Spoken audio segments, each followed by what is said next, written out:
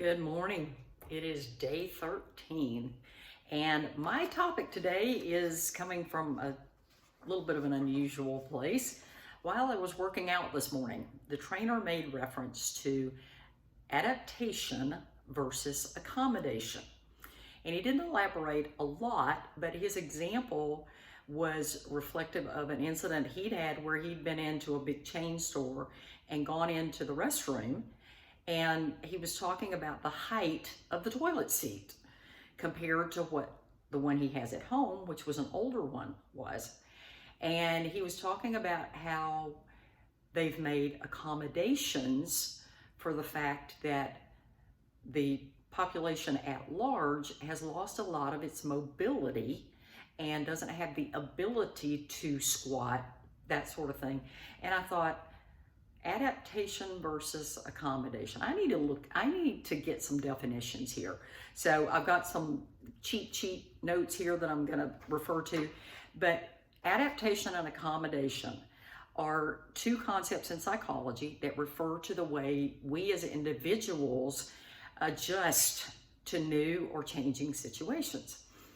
And adaptation refers to the process where we modify our behavior or our thinking to fit new or changing circumstances.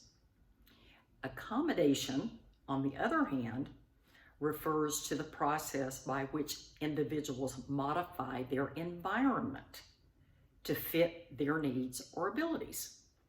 So a real easy example of an accommodation would be if I'm nearsighted and I can't see far away, I can put on a pair of glasses to accommodate for the fact that I can't see far away.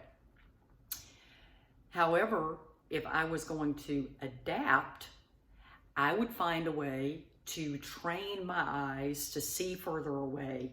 That adaptation would be one example, even playing off of the toilet seat thing, was years ago I went to Uganda on a mission trip. And during that trip, any trip to the bathroom was a hole in the ground. And you got to be able to squat to do that. And I know I read something last year, heard somebody talk about, even in the military, that it used to be that when sharpshooters and those sorts of folks were being trained, that they were taught in a deep squat how to hold their guns and all that sort of thing. But they no longer train that way because the general public can't do that anymore. And so I'm not saying that accommodation is a bad thing, but one of the things we have to recognize is what's the healthiest way to deal with a situation, a circumstance in the long term. And in the case of physical mobility, the better alternative would be an adaptation to learn to get your body to move the way it needs to move. But there will be situations that the best thing you can do is walk away from them and change your environment. So that would be an accommodation. So my question for you today is, are you accommodating or are you adapting?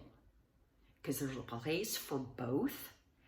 And I think that in general, if we're not really careful, it's easier to fall into accommodating mode and expecting the environment to change instead of changing who we are and adapting and learning better tools, learning better ways to process things, learning better ways to think, better ways to move.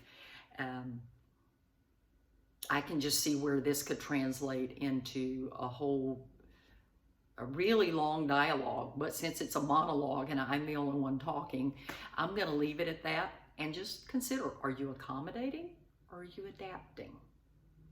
So enjoy. This is a Friday. I've got a big afternoon having lunch with a friend that I haven't seen in a while, and I just encourage you to get out and enjoy some sunshine today and just enjoy your day.